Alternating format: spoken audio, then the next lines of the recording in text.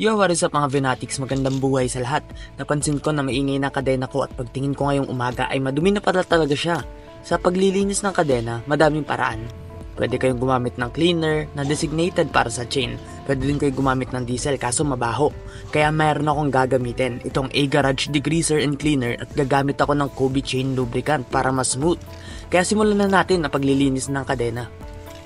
Una, spray lang natin ang degreaser sa kadena. Siguraduhin lang natin na mababasa natin ng degreaser lahat. Gamitan natin ang detailing brush. Nabili ko lang to sa Shopee, 10 piso isa. Ulit-ulitin lang natin ang process na to hanggang masatisfy kayo sa linis nyo. Gamit ang detailing brush, kuskusin nyo lang siya ng mabuti. Siguraduhin na matatanggal nyo yung mga duming kumakapit.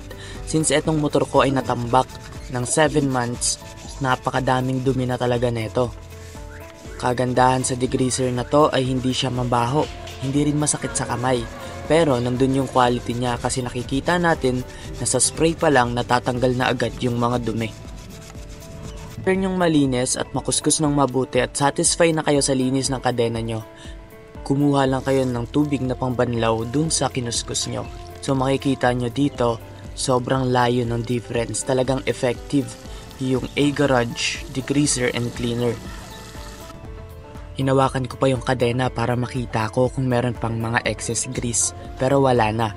Lumang-luma na tong kadena ko, may mga kalawang yan kasi hindi naman siya stainless. At yung ginawa naman natin ay pagtanggal lang ng grease, grimes, and dirt. After natin banlawan, punasan natin mga Venatics para pag nag-apply tayo ng chain lube ay purong chain lube lang ang maa-apply mo at walang halong tubig. Pero syempre, doble-triple ingat sa pagpunas ng kadena kasi baka hindi mo na mapakinabangan yung daliri mo. Pagtapos natin punasan yung kadena, mag-a-apply na tayo ng chain lubricant at hindi yung WD-40 ang gagamitin ko. Papakinabangan ko lang yung spray cap or yung nozzle niya kasi malalaman nyo.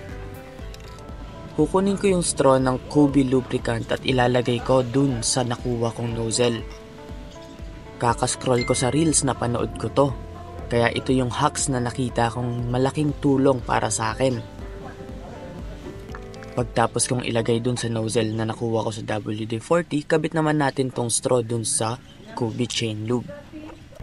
Ito ang main reason kung bakit ginawa ko to mga Venatics. Para hindi matalsikan yung mga rayos ko at talagang sentrong-sentro ang buga ng lubricant sa gitna ng kadena.